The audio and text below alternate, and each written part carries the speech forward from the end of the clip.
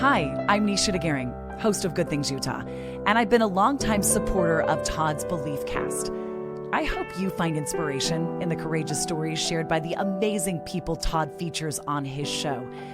The guests serve as shoulders for us to stand on, allowing us to see a little further and cultivate belief in oneself. Remember, you have the dignity and power to change. I encourage you to keep striving and believing in yourself. Enjoy today's podcast. Welcome back, everybody. This is Todd Sylvester, the host of the Beliefcast, where we uncover the power of mindset, resilience, and bold transformation. Today, we are in for a treat. We have the amazing Jenn Drummond. Jenn, thanks for being here. Oh my gosh, thank you for the opportunity. Wow, we met the other day at the Podcast Palooza, and I've been, looking you up ever since, and all the stuff you've done. It's amazing. You've been on an amazing journey. You're a record-setting mountaineer, motivational speaker, mindset coach, entrepreneur, a mother of 7. I mean, that right there is amazing. And you epitomize what it means to redefine limits and truly live with intention. You survived a near-fatal car crash in 2018, which compelled you to reassess what living fully means, to charting an awe-inspiring path that includes climbing Ama de Blam. Yes, nice job. Right? For her 40th birthday at age 40, right?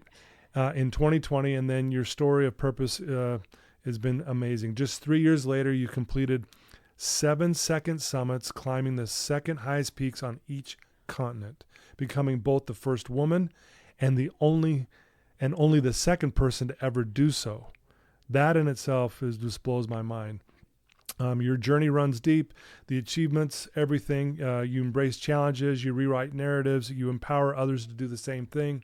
It is truly my honor to have you on the show. Well, it's an honor to be here, so thank you for letting me. You bet. So there's a lot to talk about here. You've done so much, and I can't wait to get to that. But I always like to start off so people can get to know you a little bit better. Yeah. Tell us where you grew up and maybe a little bit about your childhood. Yeah, so I grew up in Holland, Michigan. I'm the oldest of 3 children. Okay. And I was raised Catholic. My dad was one of 13. Oh, man. And so we would have like Easter egg hunts and everything with my cousins. Okay. And there'd be like 65 of us. And so I didn't know that was weird until I went to college and we'd share our like childhood stories. Right. I'm like, wait, Yeah. you did your Easter egg hunt where and what happened? Like it was like hyper competitive, but hyper supportive when you have that much family in your back pocket. So boy, as a kid, that would have been a lot of fun, I would imagine. It was so much fun. I mean, we would play this game called Capture the Flag. Yeah. That was probably a 20-minute game and 2 years worth of stories, right? And it was just so fun of who did what and the strategy and this, that, and the other thing. So very blessed childhood. Yeah. Well, I mean, obviously you've done some amazing things in your life. You're this go-getter. Let's go achieve these amazing things. Were you like that as a child? Were you, someone who was really confident and were doing things out of the ordinary, or did this come later? I think I was pretty motivated. Okay. And the reason why I say that, because I don't know as a kid you like intentionally are motivated or determined. Yeah. But my dad will always tell this story of me learning how to ride my bike. Because if I could ride my bike without training wheels, I could go to my grandma's house and grandma had gum. Okay. We didn't have gum in our house. And we had this dirt driveway. And so I had to be able to drive around the dirt driveway circle 13 times because that was the equivalent to going to grandma's. And I mean, I was terrible. I didn't know how to ride my bike. So I would fall, I'd skin my knee, I'd do whatever. My dad's like, okay, I think we tried enough for today. And I would not quit. I'm like, no, we're doing this until I figure this out. And he's like, your mom's going to get mad at me because you're all skinned up and everything. I'm like, I'm going to figure it out. And I figured it out and I wanted that gum. So there you go. Wow.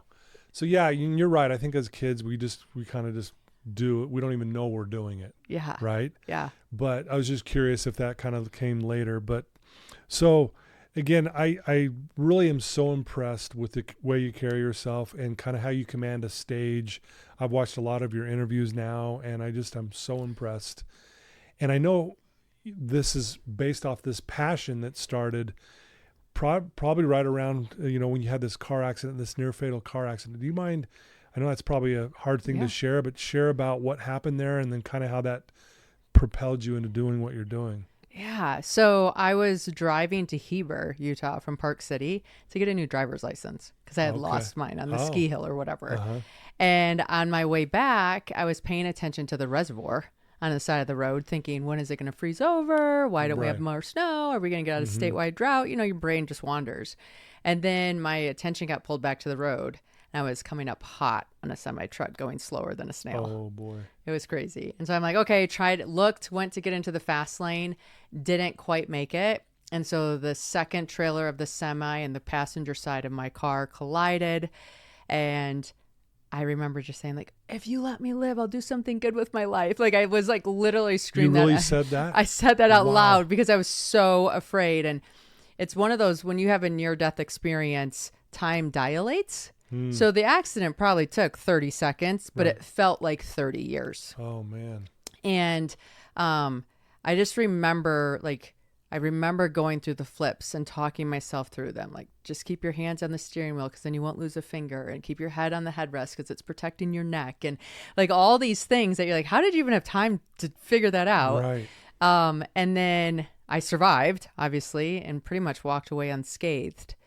And one of the biggest takeaways from that accident was, like, we check out by ourselves. You know, like I was it was like me and my creator by myself. I didn't have, here's my gold star sheet. Here's all my thank you letters. Here's what everybody says, like, good job, high five, thank you. It was like, hey, did you do what you came here to do? Did you understand the assignment? And I was so lost in achievement and accolades and external validation that when that aha moment came to me, I was like, man, I've been living out of alignment. Really? Yeah. Wow. I mean, what an experience to have something like that.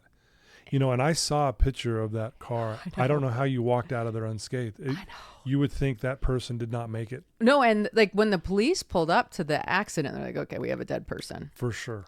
And they actually, it's an area that they've had some accidents before because of this, like, there's a light at the bottom. So if you get stopped by the light in your semi-truck, you're going really, really slow. Yeah. If you're a car and you don't stop at the light, you're going speed. And so they've had more than one collision in this area. So they studied the whole accident and all the different pieces. And they called me and they're like, we've rebuilt this accident over 50 different ways. We cannot build a scenario where you walk away, let alone survive. Yeah.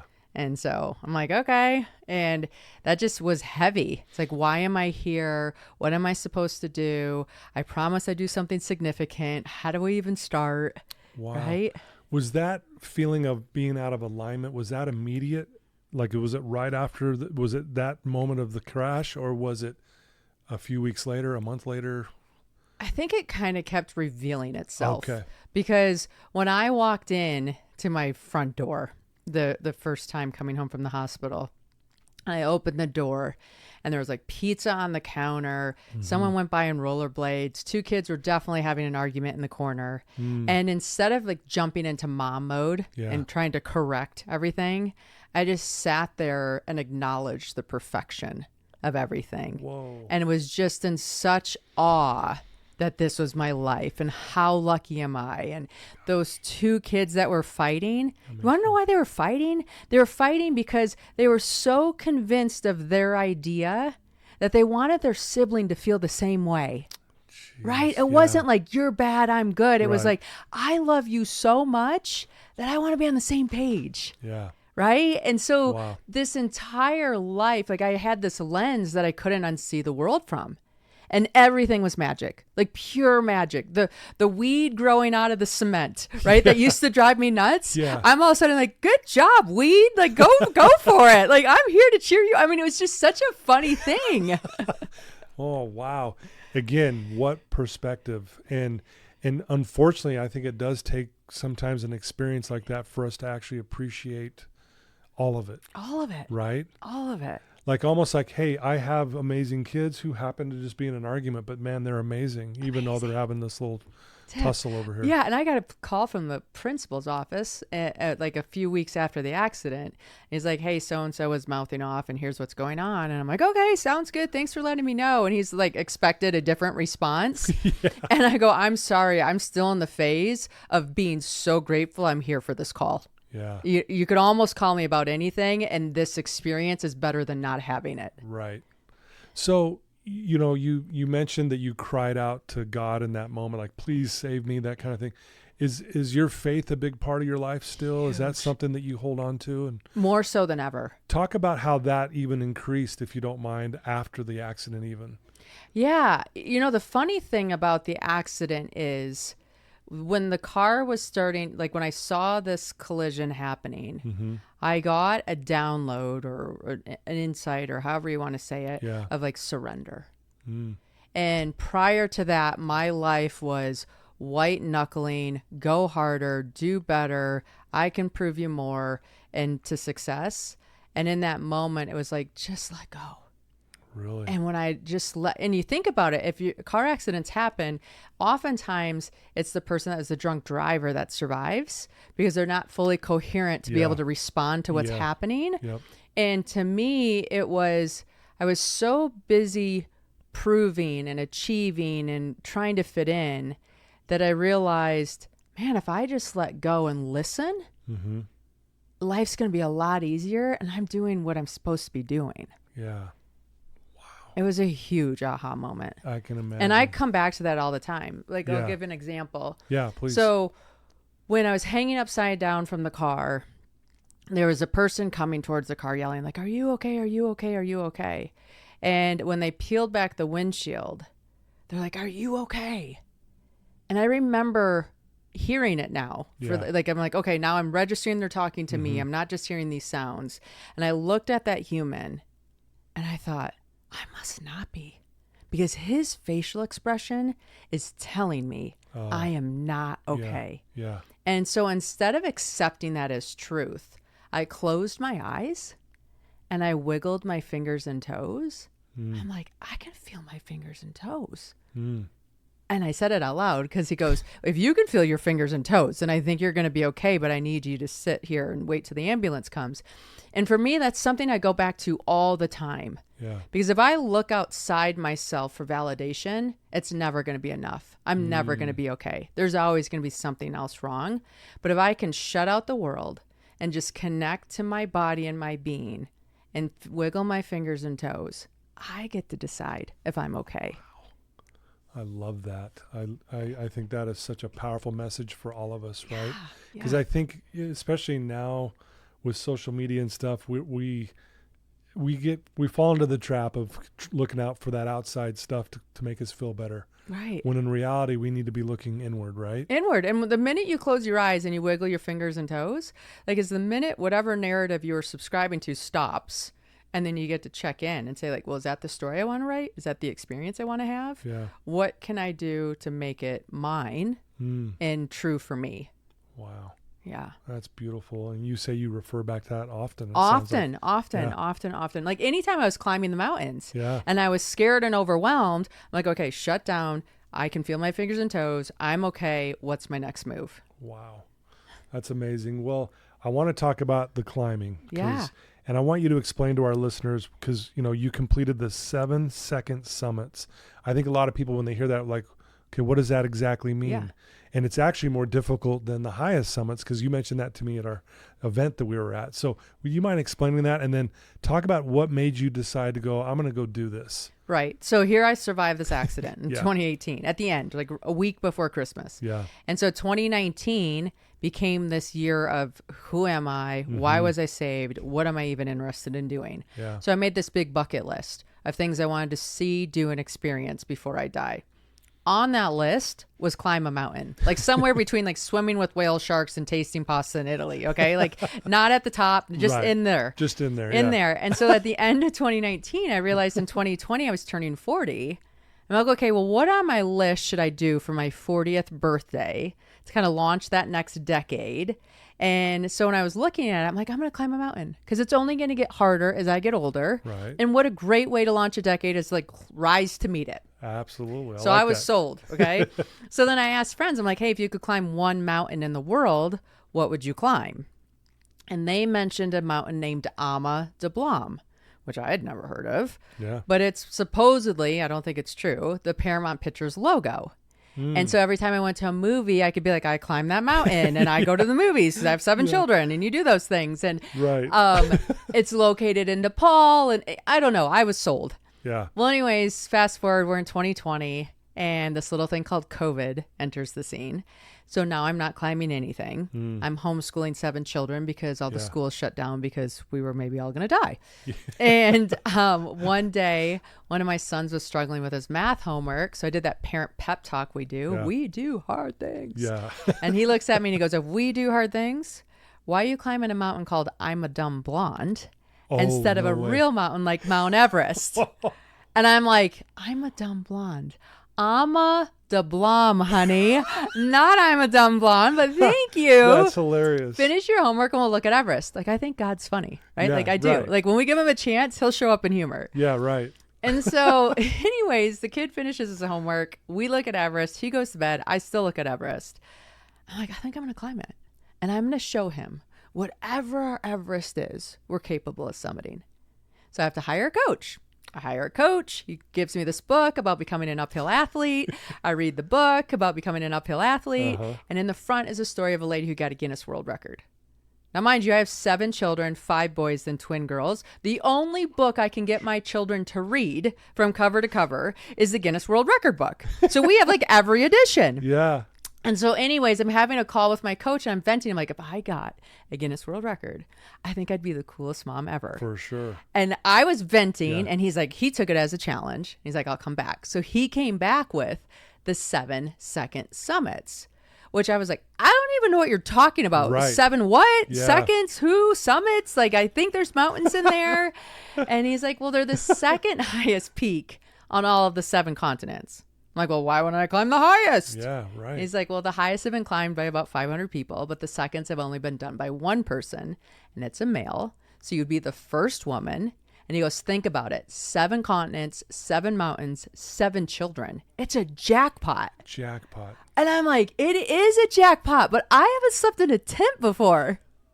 Right? I mean, this is like the farthest thing from me. But the crazy thing is like I got that full body yes. Yeah. That same sensation I had in the car accident of surrender was the same feeling of like, I don't know why my body's saying yes, because my resume is going to have a panic attack and is telling me, girl, don't write checks you can't cash. Yeah. But it was this feeling. And then I went home to the kids and I'm like, hey, my coach suggested this. Like, what do you guys think? And before we could even get through any of the conversation, they started claiming continents.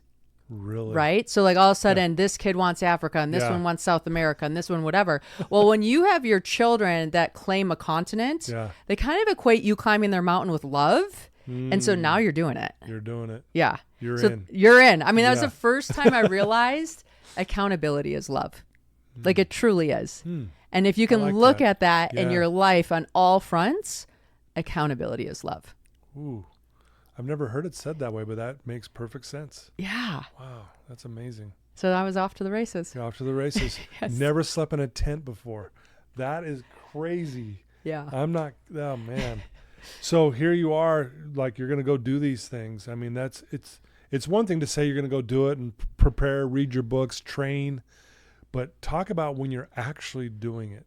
Oh my gosh. When you're actually in it, okay, everything's romantic on paper. Yeah. And then you That's start what I mean. doing the climb. Yeah. And I don't care what your climb is, right? Like if you're starting a business, you're starting a relationship, you're starting a family, like in your mind and on paper, this thing is beautiful. And then you start doing it. And the baby pukes and the big client leaves. And all of a sudden the mountain throws like this windstorm at you. And you're like, I paid to be here. Yeah. Like, why did I pay to be here? What is wrong with my mental head? Right? Right. So you just go through it and you realize those setbacks or those challenges, that's life. Yeah. Truly. So true.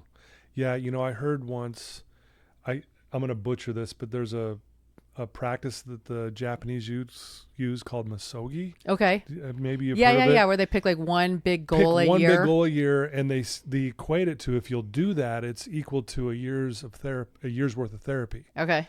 And like for me, we were talking about the Spartans and stuff, and for me, like that's what it does for me. It's like, okay, I can do hard things. I just went through this. I can handle this over here because I did this. Right. Did you feel that way? Like you attack these mountains and then you do, and you kind of lose like patience for humanity, And I hate to say that, but I remember like sitting in an airport. I'm like, we're in an air-conditioned airport that has bathrooms and food, right. And the airplane has Wi-Fi. And what's your problem? Like you don't know what problems are, sweetheart. Like let's get into this world and put perspective in place. Yeah. Wow. So you're now officially in the Guinness Book of World Records. Congratulations. Thank you. That is amazing. And it's funny you say that. Like when I was a kid, that was really the only book I would go through too. It's like I would just flip through those pages. Right. And there's some weird records in there. Some weird ones. I know. It's just like, I don't want a weird one. The longest fingernails. Right. Or the biggest pumpkin, or how many hot dogs did you eat in a minute? Or, just things. But to do what you've done, I mean, talk about how your life changed afterwards. So you do these 7 summits. Mm-hmm. Talk about what happened after. Like what was it like after you had accomplished this? Okay, well, I did 7, thought I was done, and that was a false summit because Guinness came back and said, hey, there's a dispute on what constitutes a continent, so we need you to climb 2 more mountains. So I had to do 9, and all of us listening have all thought we've been done, and then all of a sudden we realized there has to be more in the tank to get to the top, which you dig in deep and you find it. But I would say like things just evolved. Okay. What I really realized is fear is creative. Yeah. And it would show up in my life in the most crazy ways. Like I remember when I was going to go climb Everest, and I had to climb Everest to train for K2. Okay, so Everest was a training climb, which is silly to even think about. Right. But my whole fear of Everest was like, I can't be away from my kids this long. Yeah. Like, that's a terrible mom. And I pride myself in being a good mom. Right. And so for most of us, that'd keep us stuck, right? Like, I'm not going to do that because I identify as this and that goes against my identity. Right. And for me, I'm like, well, I have to climb this to do my thing. So what are my options? Well, then it causes you to get curious. And so I met a doctor, and a doctor's like, hey, there's this company that makes these tents that allows you to acclimatize at home. Maybe they'll send you a tent, and then you can shorten your Everest expedition. Okay, so my Everest expedition went from 8 weeks to 3.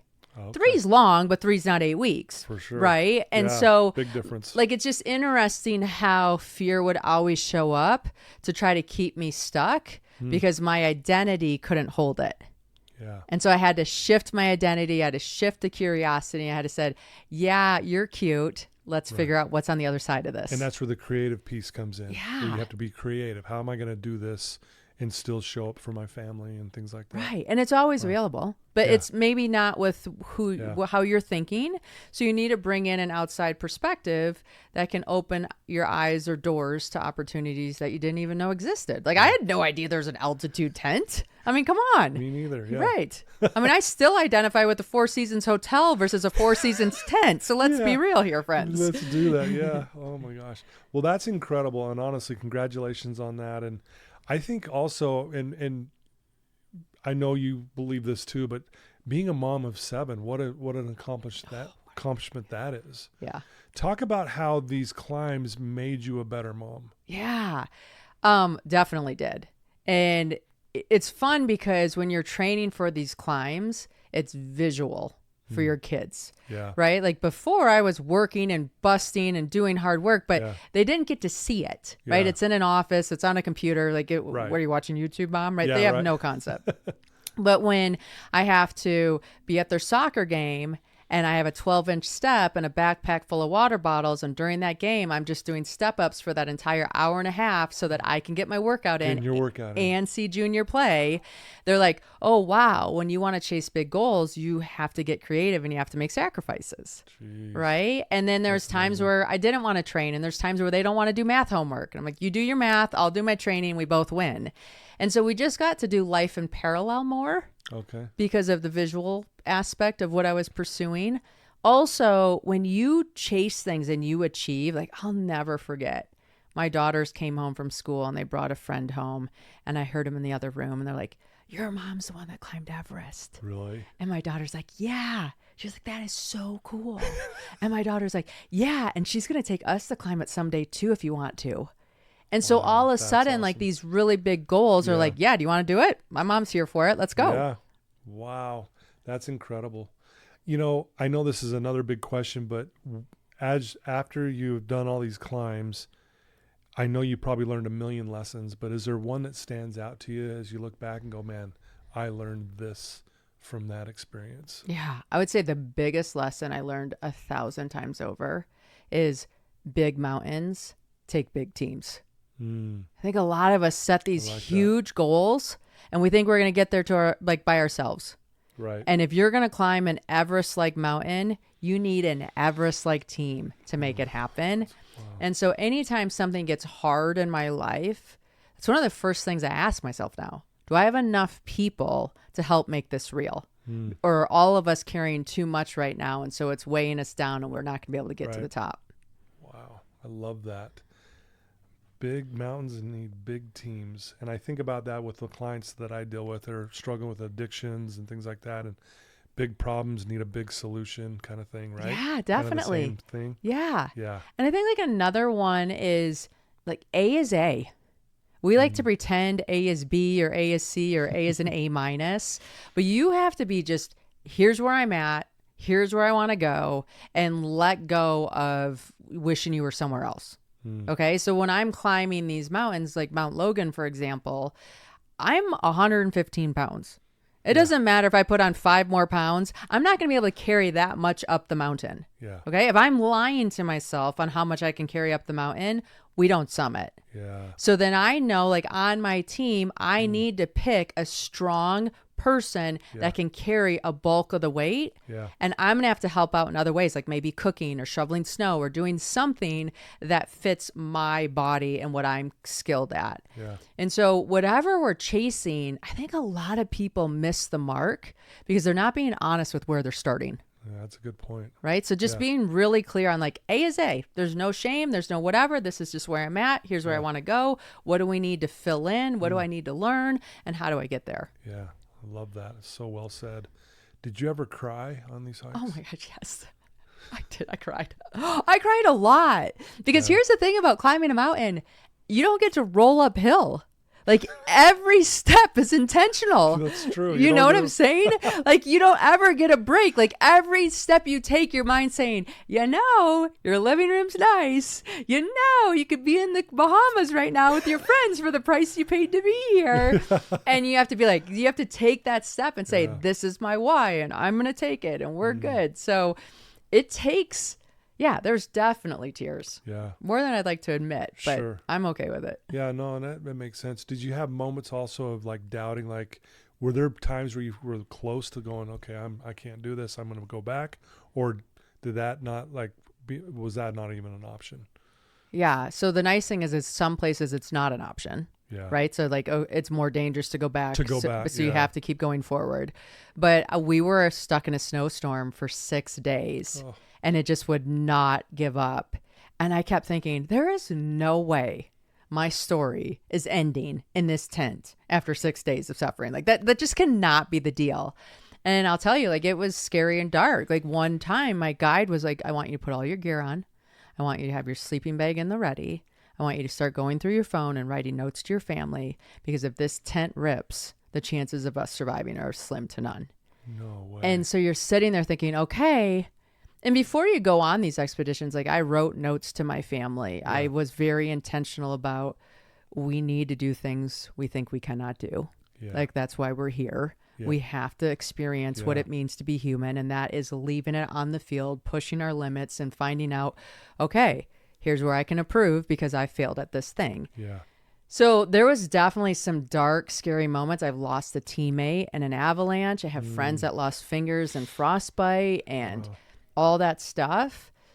And I just remember thinking like, I need to just stay in my lane. I need to close my eyes. I need to wiggle my fingers and toes. I need to check in. Check in with God and be like, am I supposed to be here? And there's 3 mountains I turned around on. Really? Because I realized like the mountain will always be there, but I promised I'd come home alive. Yeah. And so I would check in and I'm like, it just doesn't feel right. Didn't feel right. And so I went home. And I came back, and it is hard to go home without a summit. It is a lot easier to keep pushing forward. It is hard to be like, I don't know. And because I didn't know, I had to come home, because you only win the game if you're alive. Exactly. And that's probably a lot harder to do that because you're already there. You're there. You're like, invested. Okay, no. You're invested in so many levels, financially, spiritually, mentally, emotionally, physically.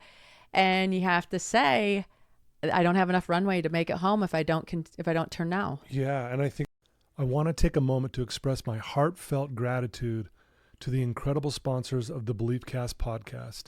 First, Craig from Craig Swap and Associates. If you need an attorney, he's your guy. Trustworthy, compassionate, always there when you need him most. Next, Wasatch Recovery, the greatest university on the planet, transforming lives one day at a time. Sandy from Minky Couture, the creative genius behind the most comfortable blanket you'll ever wrap yourself in. Comfort like no other. Special thanks to the award-winning pianist Paul Cardall for his beautiful music that brings inspiration to every episode. That's also proof that you put your kids and your family first, because you're like, no, I'm not going to risk this. And you listen to that feeling like, I'm not going to do it. I'd rather be wrong and alive than wrong and dead. 100%. Wow, it's amazing. And there's so many things we can play off of this. I know, like, a lot of your, when you do your speaking events and in your book, The 7 Strategies to Build Resilience, it's called BreakProof. You talk about the resilience blueprint. Will you talk about that with our listeners? What does that mean? Like, how does someone who's listening to you right now build resilience? What's the blueprint? Yeah. If you think about it, when you're centered, you're strongest. And when we start getting off center, we start getting weaker, and then we can get knocked off our game. Yeah. Right. And so I think, like, we all wake up in the morning, we're great at our diet. 4 or 5 in the afternoon, maybe not so great, right? Because we're off center. Yep. So what did we need to do at noon to get realigned, or at 4 to get realigned, so that we didn't fall off the train that we were meaning to ride into the station? And so for me, I think resilience is really checking in with ourselves and making sure we're operating for center. One of the simplest activities I do is every single time I touch a doorknob, that's a cue for me to say, am I operating out of autopilot, or am I operating out of intention? Okay. And I'll take those like 3 breaths of just resetting, and I'll ask myself, like, what activity am I doing right now? Is it needed? Yeah. And like, note to self, there's a door to enter the pantry, because I can't tell you how many times I'm in there all of a sudden eating like goldfish crackers. Yeah. Like, what adult eats goldfish crackers? Like, what is wrong with me? And it's just like, it's just crazy. And so like, when I have to check in with myself, I'm like, I'm not even hungry. Like, what am I doing? Like, don't go in that room. We're good. I know. I think everyone listening can relate, because we've all done it. Yeah. I'm laughing because I've done the same thing. Last night I was doing the same thing. And it's funny you say goldfish crackers. We have them there for our grandkids, but I'm in there just munching them away going, I'm not even hungry. I'm just, what am I, bored? What's going on? Yeah, right. I want to chew. Like, come on, Jennifer. Like, get over yourself. It's just crazy. Oh, man. Wow, that's I love that blueprint. And I think, you obviously are an example of resilience. You built that as you go through really difficult things, right? Right.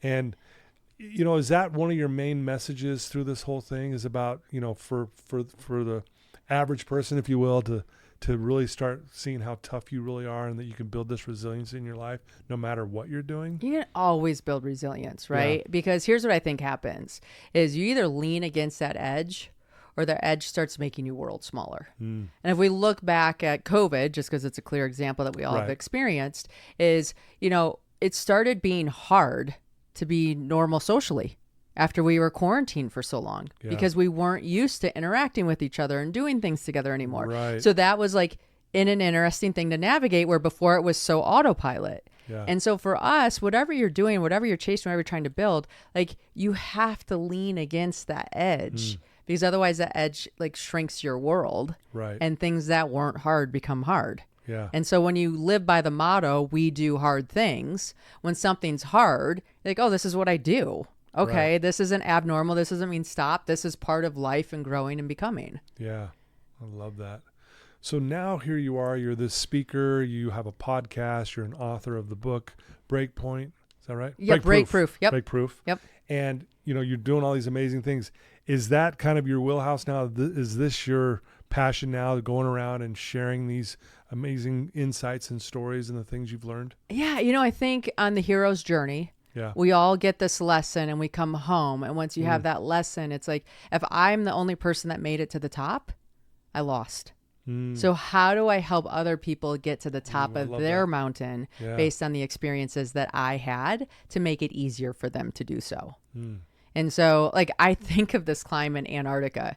Okay, climbing in Antarctica is unique because your compass doesn't work. You're at magnetic fields that mess up everything because you're so far south. And this mountain that we were climbing had only been climbed by about like 15 people before. And so there's not a lot of notes, and you're looking at a rock and you're thinking, did I go the wrong way? Did there not as much snow this year? So this rock's all of a sudden here that wasn't visible before because there's more smoke, like just things. And so we took pictures and notes and all this kind of stuff. So when the next team goes, it's so much easier for them to go because of the documentation that we gave them. Right. Okay. Right. And for a lot of us, I believe that we're all climbing some mountain. Sure. And so what are the notes that I can take from mine that are universal to help you navigate yours? Okay. Yeah, I love that. Help someone else. Yeah. When A helps B, A gets better. I mean, it's such a Right. gift. You have grandkids. Yeah. I used to play soccer. Yeah. And when I got a goal, it felt like $1 million. When yeah. my kid gets a goal, Oh, yeah. there is not a better gift. Right? And so for me, it's like, okay, I climbed to the top. Fantastic. When I have somebody that I work with that gets to the top or through their thing, I mean, it is the happy dance at a whole new level. Wow, I love that. Celebrate other people's successes. Yes. Yeah, I totally agree. I know another one of your things that you're really passionate about is celebrating the climb, not just the summit. Yes. Talk about that. Okay, so this lesson was given to me on Everest. Okay. So we get to Everest, finally the top. I'm ecstatic. Yeah. I don't know why I thought we were going to like hang out there, but I did. And so when my guide comes to me, he's like, it's time to go down. I'm like, it's time for you to go down. I just got here. Yeah. And he's like, no. Like, we need to go down. Weather's coming in. It's not safe to sit here. I was on the top of Everest for 10 minutes. Wow. I trained like 1,238 hours for 10 minutes. And I remember walking down that mountain, laughing at myself because we always think it's the summit. Yeah. It's not. Wow. It is 1,000% the journey, the overcomings, the setbacks, the obstacles, the who you become to be able to be a person that stands on that summit. And I keep this story on speed dial all the time because I am one of those people that likes to look at the end and get there and get there and get there. Yeah. And I forget like this is the good old days. Like today is part of my good old days. Yeah. I love that. I mean, so will you say that again? How many hours? 1,032? 1,238. Like I literally counted this all up just to. For 10 minutes. For 10 minutes. Well, it reminds me of the quote of Usain Bolt. He said he trained 4 years to run 9 seconds. Right. I mean, it's the same thing. It's the same thing. That is unbelievable. So yeah, we do need to enjoy the climb because if not, if we only have an opportunity to be at the summit for 10 minutes, then we're going to be miserable. No, and you're always chasing the next summit, right? You are. And so if we know that there's always more mountains, there's always more summits, there's always more whatever, then it's not so much getting there. It's so much how many people do you help get there? Yeah. What is your experience getting there? And so now I'm always looking at them like I have this confidence of I know I'm going to make it to the top. Right. So how do I make it more fun? How do I bring more people along? How do I elevate others along the journey? And that's where a lot of us end up being once we reach the summit our first time. It's how do we make this significant? Right. So beautiful. Well, you're doing amazing things. Is there other goals on the horizon, other records you want to go for or anything like that? Anything you can share with us? Yeah. So like in this pursuit, a lot of times you climb the highest to be prepared for the second highest. So I have like 2 more mountains and I'll have the highest ones done too.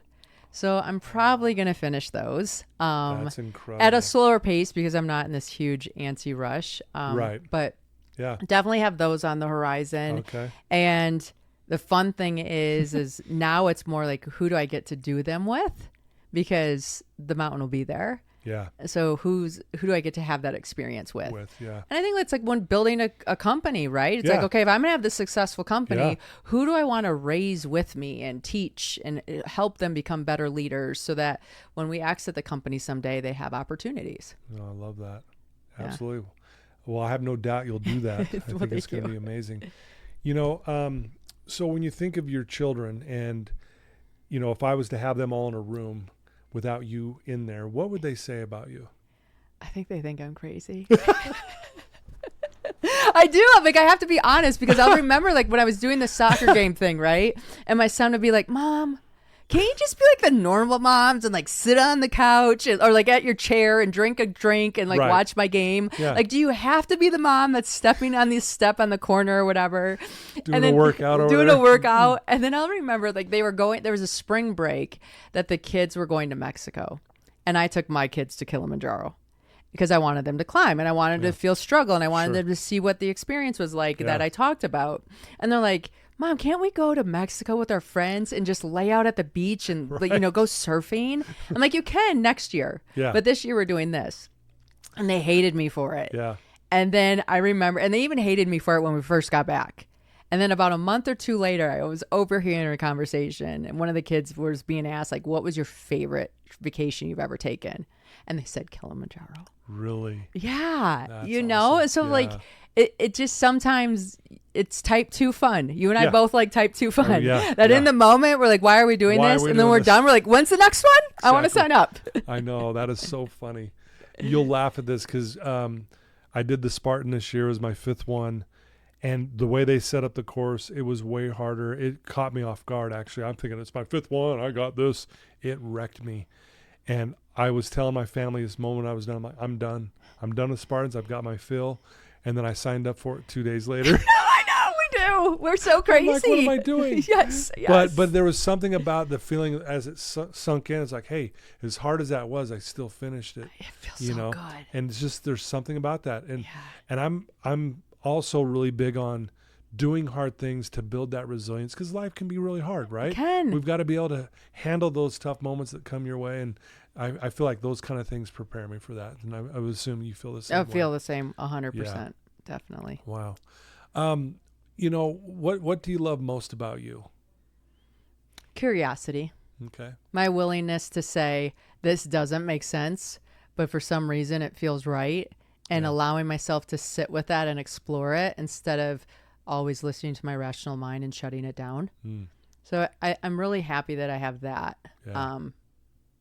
Just because I think curiosity is the spark of possibility. Yeah. And you have to start with curiosity to make things that you can't see real. Yeah. Wow. I love that. Well, you're one who has a very powerful mindset. I want to share a quote with you Please. and hear your thoughts on it. Is that all Okay, right? great. It's out of the Bhagavad Gita. Okay. For the one who has conquered the mind is the best of friends. But for the one who has failed to do so, the mind will be his greatest enemy. What do you think of that? So true. Right? So true. And I can share that with a story from Yeah, climbing. please. So we were in this section that's called the Lhotse face of Everest. Okay. It's basically a 3,700 foot outdoor Stairmaster. Okay. Like you just put one foot in front of the other in the elements. There's nothing visually attractive about this section and it is a slog because you just don't even have things that show you that you're making progress. And we were in it during a storm. And so you change your goggles, right? You don't want sunglasses because it makes it too dark. So I put on pink lenses. Yeah. You can put pink, clear, yellow, orange, whatever. Right. Yeah. I had pink. And after 20 minutes of hiking, my brain's starting to wander. And all of a sudden I feel like I'm in a cotton candy machine. So I'm in this cotton candy machine because there's this pink blowing everywhere. Yeah. And so I'm thinking about cotton candy, which I happen to like. And I'm thinking about going to the circus with my grandparents and where do you eat cotton candy? And then I'm thinking about the game Candyland that I'd play with my kids. And all of a sudden I'm tied to a rope that looks like a watermelon rind. So now I'm singing like Watermelon Sugar High. I'm having a blast. Yeah. Our alarms go off to trigger us to remind us to eat and drink because when you're altitude, your body doesn't do those signals. Yeah. So the whole team stops and we're all like bumping our things or whatever. And I'm opening up my backpack. I bump my glasses and instantly all this warm, happy energy runs out of my body like a light switch. And I look at my teammate next to me. I'm like, what are we doing? Yeah. He's like, what do you mean, what are we doing? I'm like, why are we moving in this gray, horrible, whiteout snowstorm? And he looks at me. He's like, why are you shocked that this is happening right now? Yeah. This has been our experience for the last 2 hours of this hike, and you look like you're shocked. Yeah. And I am shocked Yeah. because I was in a warm cotton candy machine having the best time of my life. And he's like, I don't know what you've been eating, but it isn't what we're eating. And I'm like, look at my goggles. And so then he put the goggles on. He's like, okay, I guess I can see that. Yeah. But that hasn't been the reality. Oh, right. man. And so my mind turned this horrible, terrible experience into something fun and warm and happy. Yeah. And so we were doing the same thing at the same time on the same team, and you get a choice, Yeah. right? Are you going to make it fun? Or are you going to make it miserable? Because if you're going to go from point A to point B, you have the choice. Yeah. Wow. So yeah, it was just funny. And I think mindset plays a huge It role. really does. You know, that's one of my own personal struggles is controlling my thinking, especially when I was back in the thick of my addictions and stuff. It was all about my thoughts. I mean, I just beat the crap out of myself, and learning to make it my best friend instead of my enemy has been a challenge, you know. You know And what? to this day, I still work on it. I think we all do. Right? I'll remember like coming back from a climb. When you brush your teeth when you're climbing mountains, you don't have a mirror. Right? Oh. You're just out in the open Right. and you're brushing your teeth and you're Yeah. looking at like God's creation. You're like, this is amazing. And when I came home, I, didn't have to put boots on, didn't have to get dressed to go outside to brush my teeth. And I walked into my bathroom and I looked at myself in the mirror and my talk was so negative. Oh, you look like you didn't sleep. Is that a blemish showing up? What's wrong? Like all the things. And I only noticed it because it was such a stark contrast to brushing my teeth like 2 days before. Yeah. And I pulled my kids aside. I'm like, what do you talk about when you brush your teeth? And so then all of a sudden we realized like we are kind of negative. So we had this rule in our house that toothbrush time, you were only allowed to talk positive to yourself, like right? it. And Yeah. if you couldn't think of something positive, we like posted little things that they could read that were Yeah. positive for the 2 minutes you're supposed to brush your teeth. Yeah. And it was in that moment that I realized like being kind to ourselves makes us stronger. Yeah. Like we really have to be our biggest cheerleader because the world's hard enough. Yeah. We're not meant to be against ourselves. For sure. Yeah, and it was I love that. fascinating. Very well said. That's funny.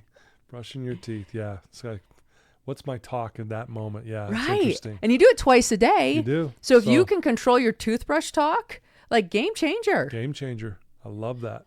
Thank you for sharing that. Of course. If there's someone listening to you right now who's in a dark place and they're struggling and they're not sure what to do, what would you tell that one person listening to you right now? Yeah. I would find something that you like about yourself. Right? It can be physical, it can be mental, it can be, you gave somebody a hug, you opened a door for somebody.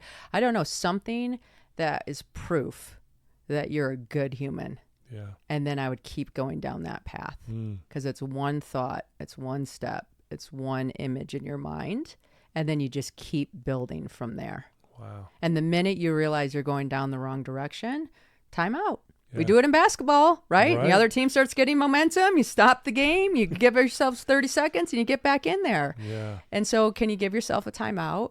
And then again, seek for that thing that you're proud of, you're grateful for, you did, and you build momentum from there. Wow. Well said. I love that. That's great advice. Thank you. Yeah. And, I know there's people tuning in right now who are in that spot. So thank you for sharing that. That means a lot. Yeah. And I'm sure they're grateful to hear that. We've all been in that spot. Yeah. Let's be honest. For sure. If someone wants to reach out to you, Jenn, and learn more about you and see what you do and learn more about your podcast and maybe even purchase your book and things like that, what's the best way for them to do that? Yeah, so I have a website, jenndrummond.com, and it's Jen with double N. I'm on Instagram, the Jenn Drummond, and on LinkedIn. So reach out, say hi. I am like at that stage of the more people I can cheerlead, the better. So let me know where you're at, and if I can help, I'm here. Yeah, I love it. I'll put those links in the show notes so they can get right to you.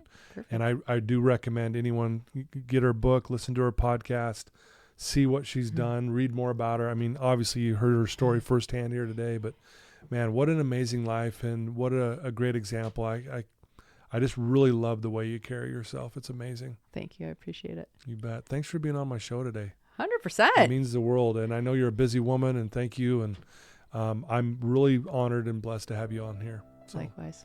Okay. Well, there you go, folks. Jenn Drummond. Please reach out to her.